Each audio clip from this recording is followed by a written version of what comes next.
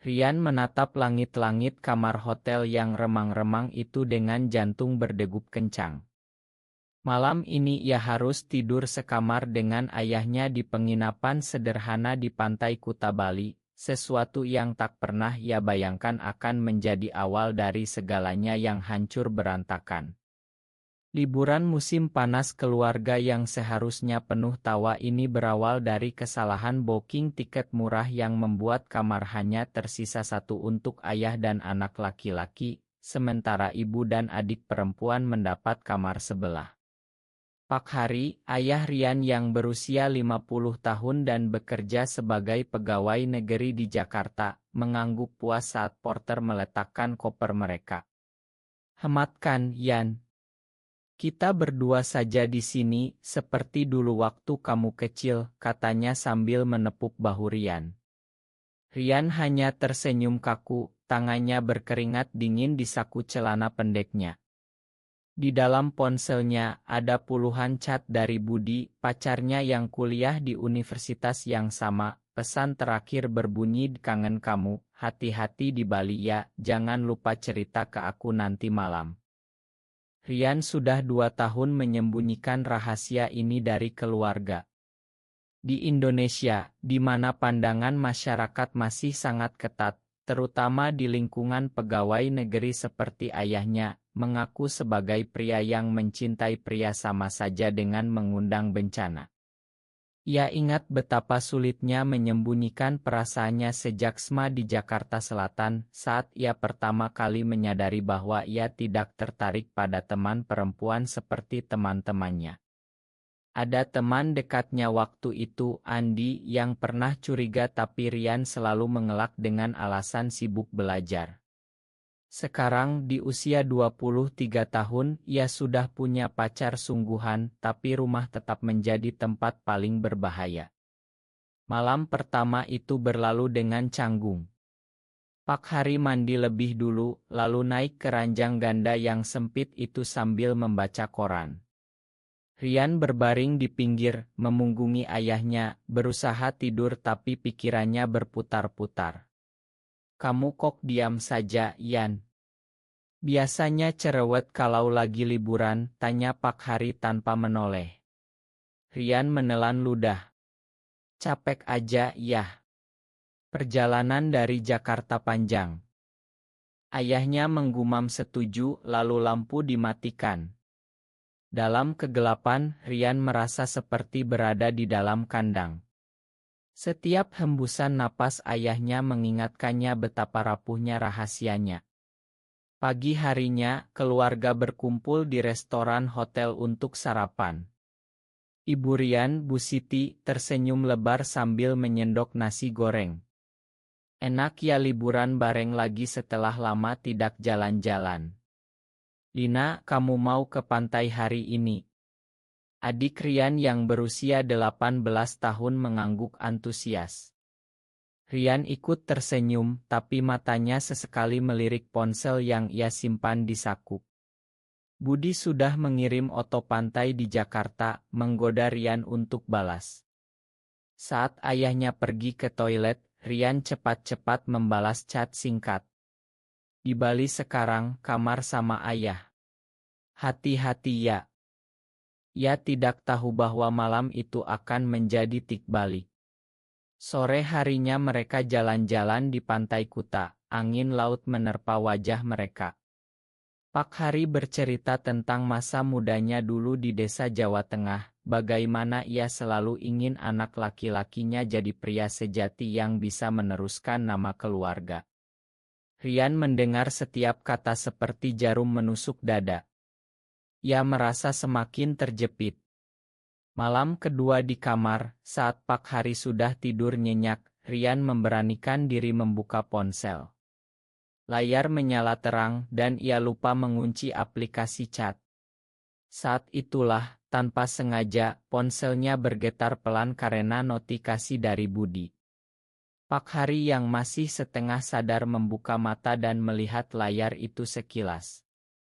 "Siapa yang kirim pesan malam-malam, Yan?" tanya ayahnya dengan suara serak. Rian langsung mematikan layar, tapi sudah terlambat. Jantungnya hampir copot. Liburan baru hari kedua, tapi badai sudah mulai mendekat tanpa ia sadari. Pagi ketiga di Bali, suasana masih terasa normal di permukaan. Keluarga Rian menyewa motor untuk keliling Ubud, melihat sawah hijau dan pura-pura kuno yang megah. Lina terus mengoceh tentang oto-oto yang akan diunggah di media sosial. Bu Siti sibuk membeli oleh-oleh kain tenun, sementara Pak Hari dan Rian berjalan agak di belakang. Ayahnya sesekali melirik Rian dengan pandangan yang berbeda, tapi tidak mengatakan apa-apa. Rian berusaha bersikap biasa, tertawa saat Lina mengajak Selie keluarga, tapi dalam hati ia terus mengingatkan diri untuk menghapus chat malam tadi. Kamu kok sering pegang Yan? Pacar ya, goda Lina sambil menyikutnya. Rian tersenyum kaku. Bukan, cuma teman kuliah. Pak Hari diam saja, tapi Rian merasa tapanya menusuk. Siang itu mereka mampir ke sebuah warung makan di pinggir sawah. Udara panas Bali membuat semua orang berkeringat. Saat makan sate ayam dan es kelapa muda, Pak Hari tiba-tiba bertanya, "Kamu sudah punya pacar belum, Rian? Umurmu sudah 23, ayah dulu di umur segitu sudah menikah dengan ibumu." Pertanyaan itu seperti petir di siang bolong. Rian hampir tersedak. Bu Siti tersenyum lembut, "Jangan dipaksa, ya. Biar anaknya bahagia dulu." Tapi Rian tahu, di balik kata-kata itu ada harapan besar dari ayahnya yang sangat tradisional. Sore hari kembali ke hotel, Rian merasa lelah bukan karena jalan-jalan, tapi karena beban yang semakin berat. Di kamar, saat ayahnya mandi, ia cepat-cepat menelepon Budi dengan suara pelan. "Aku takut, Bud." Ayah mulai curiga. "Kamar ini sempit banget, aku tidak bisa bebas." Budi di ujung sana menenangkan, "Tenang, Yan. Kamu kuat. Kalau perlu, aku bisa jemput ke Bali kalau situasi memburuk." Percakapan singkat itu membuat Rian sedikit lega, tapi ia tidak tahu bahwa Pak Hari sudah keluar dari kamar mandi dan mendengar potongan kalimat terakhir. Malam itu, suasana kamar terasa lebih dingin. Pak Hari berbaring tanpa bicara banyak. Rian berusaha tidur lebih awal, tapi pikirannya melayang ke masa lalu. Ia ingat saat SMA, ketika ia jatuh cinta pertama kali pada senior laki-laki di klub basket. Mereka hanya bertukar pandang, tidak pernah lebih, tapi perasaan itu sudah cukup membuat Rian sadar siapa dirinya. Ia pernah mencoba berubah, bergaul dengan teman perempuan, bahkan pacaran sebentar dengan seorang gadis tetangga, tapi selalu merasa palsu. Kuliah di Jakarta memberinya kebebasan sedikit, bertemu Budi di organisasi kampus yang mendukung keragaman. Budi adalah pria baik, sabar, dan selalu mengerti tekanan yang Rian hadapi di rumah. Tapi sekarang di Bali, semua itu terasa jauh.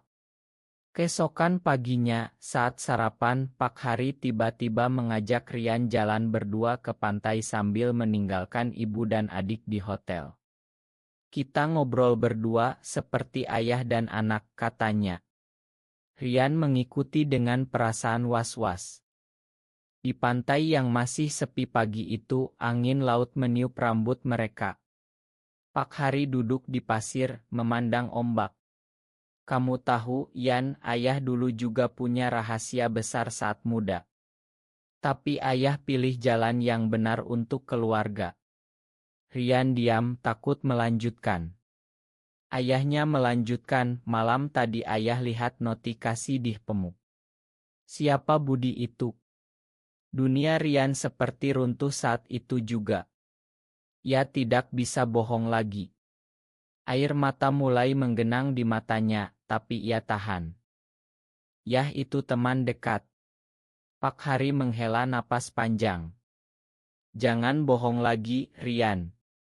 Ayah bukan anak kecil." Percakapan itu berlangsung hampir 1 jam, dengan Rian akhirnya mengaku pelan bahwa ia mencintai pria. Pak Hari tidak marah besar saat itu, tapi wajahnya memucat. Kita bicara lagi nanti di hotel. Jangan bilang ibumu dulu. Rian pulang dengan kaki lemas. Ia tahu badai baru saja dimulai. Kembali ke hotel, suasana langsung berubah. Pak Hari memanggil Bu Siti dan Lina ke kamar mereka dengan alasan ada yang penting dibicarakan. Rian duduk di ujung ranjang, tangannya gemetar. Saat ayahnya mulai bicara dengan suara pelan tapi tegas, Rian punya rahasia besar. Ia suka sama laki-laki, ruangan itu seperti membekuk. Bu Siti menutup mulut dengan tangan, mata membelalak. Lina yang paling muda langsung bertanya polos, maksudnya Rian Gai, yah. Pak Hari mengangguk kaku. Air mata Bu Siti langsung mengalir. Ya Allah, Rian kenapa tidak bilang dari dulu? Kita keluarga, nak. Rian tidak bisa menahan air matanya lagi. Ia menceritakan semuanya, dari Masasma sampai bertemu Budi. Lina malah memeluk kakaknya, aku tetap sayang sama Kak Rian kok. Tapi Pak Hari berdiri, berjalan mondar-mandir. Bagaimana dengan nama keluarga? Tetangga di Jakarta. Kerja nanti. Indonesia ini bukan tempat mudah untuk hal seperti ini, Rian. Suaranya naik, penuh kekecewaan dan ketakutan. Malam itu menjadi malam terpanjang. Mereka berempat duduk di kamar hotel, membahas segala hal. Rian merasa seperti terpojok, tapi juga lega karena rahasia akhirnya keluar. Pak Hari mengingatkan tentang agama dan norma masyarakat Indonesia yang masih sangat menolak hal semacam ini. Ayah tidak mau kamu menderita, nak. Ayah takut kamu akan sendirian nanti. Rian menjawab dengan suara parau, aku sudah menderita selama ini, yah, karena menyembunyikan siapa aku sebenarnya. Bu Siti mencoba menengahi, memeluk Rian sambil menangis. Kita cari jalan keluar bareng-bareng ya. Tapi ketegangan tetap ada. Keesokan harinya, liburan yang seharusnya menyenangkan berubah menjadi pertemuan keluarga darurat. Mereka membatalkan rencana ke Gunung Batur dan hanya diam di hotel. Rian merasa seperti pengkhianat bagi keluarganya. Ia menelepon Budi diam-diam dari toilet, menceritakan semuanya. Budi bilang akan datang ke Bali kalau perlu. Sore harinya, Lina yang paling mendukung mengajak Rian jalan ke pantai berdua. Kak, aku bangga sama kakak karena berani jujur. Di sekolah aku ada teman yang juga begitu, tapi takut bilang ke orang tua. Percakapan dengan adiknya memberi Rian sedikit kekuatan. Tapi saat kembali ke kamar, Pak Hari sudah menunggu dengan wajah tegang. Ayah sudah telepon tante kamu di Jakarta. Kita harus bicara serius saat pulang nanti.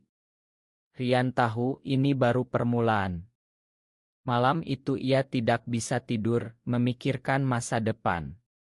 Apakah ia harus meninggalkan keluarga? Apakah Budi layak diperjuangkan? Konflik batinnya semakin dalam. Di tengah kegelapan kamar, ia mendengar ayahnya berdoa pelan, suara yang penuh kepedihan. Rian merasa hatinya hancur, tapi juga mulai sadar bahwa perjuangan ini adalah bagian dari pertumbuhannya. Hari keempat liburan, ketegangan keluarga semakin terasa di setiap sudut hotel. Pak Hari hampir tidak bicara dengan Rian, hanya memberi instruksi singkat saat makan bersama. Bu Siti berusaha tetap ceria, tapi matanya sering sembab. Lina menjadi penghubung, mengajak kakaknya ngobrol tentang masa depan. Kak, kalau kakak bahagia dengan Budi, aku dukung. Tapi tolong jaga hati ayah ya. Rian mengangguk, tapi hatinya berat. Ia memutuskan untuk mengirim pesan panjang ke Budi menceritakan semua yang terjadi. Jawaban Budi datang cepat, "Aku sayang kamu, Yan. Kalau perlu aku terbang ke Bali besok." Rian tersenyum tipis, tapi takut membayangkan reaksi ayahnya kalau tahu. Siang itu, saat keluarga lagi-lagi duduk bersama di teras hotel menghadap pantai, Pak Hari akhirnya meledak. "Rian, ayah sudah mikir semalaman. Ayah tidak bisa terima begitu saja. Di Indonesia ini bukan hal biasa. Kamu harus berubah, nak. Ayah bisa bawa kamu ke konselor." Kata-kata itu seperti tamparan. Rian berdiri, suaranya bergetar. "Aku tidak sakit, Yah. Ini siapa aku? Kalau ayah tidak bisa terima, aku siap pergi dari rumah."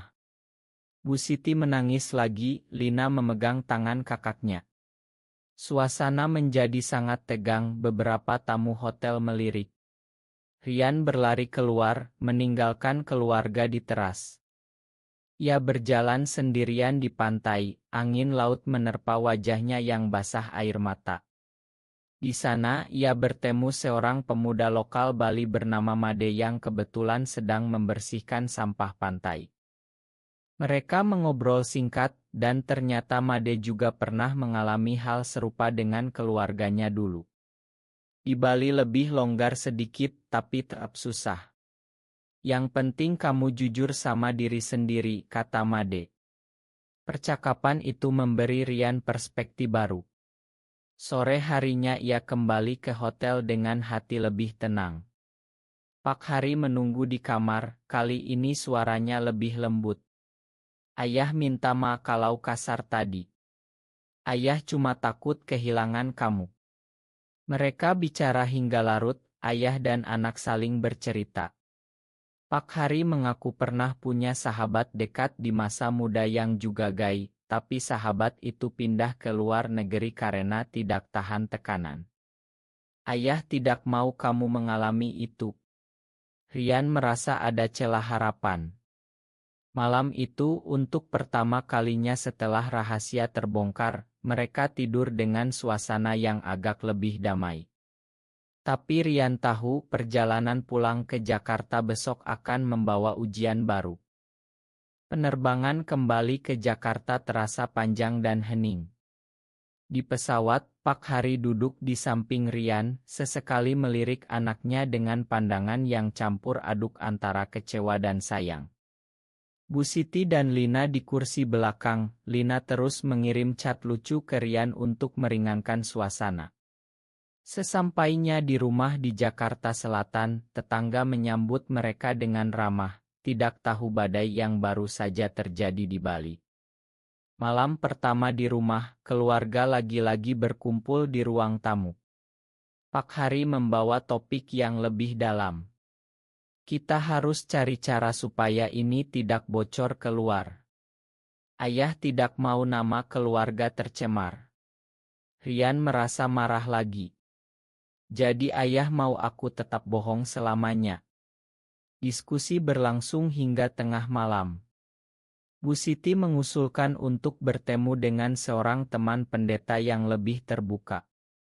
Lina mendukung kakaknya sepenuh hati. Rian merasa semakin kuat, ia mulai bercerita tentang perjuangannya selama bertahun-tahun, tentang rasa takut ditolak, tentang mimpi-mimpinya untuk hidup jujur. Pak Hari diam mendengar, sesekali mengusap wajahnya. Besoknya, Rian bertemu Budi di sebuah kafe dekat kampus. Mereka berpelukan lama, Rian menceritakan semuanya.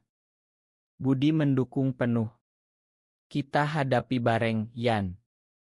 Pertemuan itu menjadi titik balik bagi Rian. Ia pulang dengan tekad lebih kuat. Di rumah, Pak Hari ternyata sudah bicara dengan Bu Siti berdua. "Ayah mulai belajar, nak. Ayah baca-baca di internet tentang ini. Ayah tidak mau kehilangan anak laki-laki satu-satunya." Kata-kata itu membuat Rian menangis haru.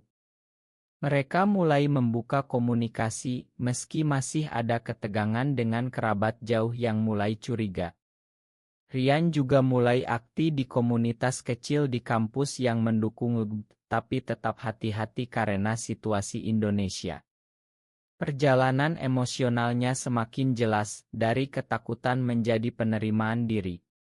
Ia belajar bahwa cinta sejati bukan hanya dengan pasangan, tapi juga dengan keluarga yang mau berusaha. Beberapa bulan setelah liburan Bali yang penuh gejolak itu, kehidupan keluarga Rian mulai menemukan ritme baru. Pak Hari masih sering diam saat topik sensitif muncul, tapi ia tidak lagi memaksa Rian berubah. Bu Siti sering memeluk anaknya dan bilang, tak apapun pilihanmu, ibu tetap di sini. Lina bahkan ikut datang ke acara kecil komunitas kampus bersama kakaknya. Rian dan Budi tetap bersama, hubungan mereka semakin kuat karena sudah diuji. Suatu sore di akhir pekan, keluarga lagi berkumpul di ruang makan. Rian memberanikan diri memperkenalkan Budi secara tidak langsung melalui cerita. Pak Hari mengangguk pelan. Bawa dia ke rumah suatu saat, kalau sudah siap. Kata-kata itu sederhana, tapi bagi Rian seperti dunia baru terbuka. Ia tersenyum lebar, merasakan kebahagiaan yang selama ini ia impikan. Perjalanan dari kamar hotel di Bali hingga saat ini mengajarkan Rian banyak hal tentang keberanian, pengorbanan, dan kekuatan cinta yang sejati. Ia bukan lagi pemuda yang takut, tapi pria yang siap menghadapi dunia dengan kepala tegak. Keluarganya, meski masih belajar, sudah mulai menerima. Di tengah senja Jakarta yang hangat, Rian berdiri di balkon rumah, memandang langit. Ia tahu perjuangan belum selesai, tapi setidaknya ia tidak sendirian lagi. Benarkah bahwa keluarga yang benar-benar mencintai akan selalu menerima kita apa adanya, meski rahasianya adalah cinta sesama pria? Benar atau salah?